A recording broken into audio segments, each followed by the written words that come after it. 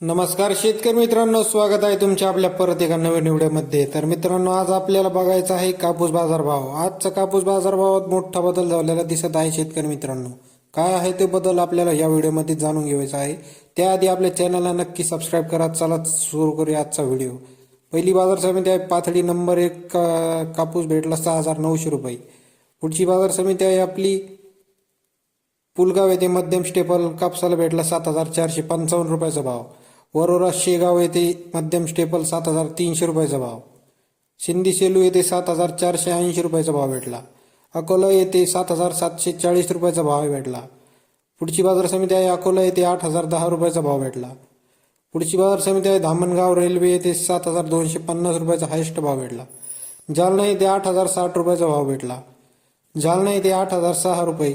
समुद्रपूर 7300 आणि सावनेर येथे 6950 रुपयाचा भाव भेटला।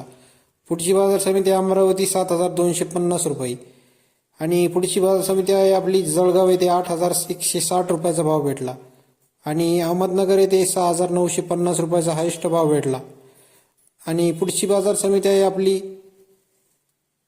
यवतमाळ येथे 7000 रुपयाचा हायेस्ट भाव भेटला। शेतकरी मित्रांनो, व्हिडिओ कसा वाटला कमेंटमध्ये नक्की सांगा। भेटूया पुढच्या व्हिडिओमध्ये।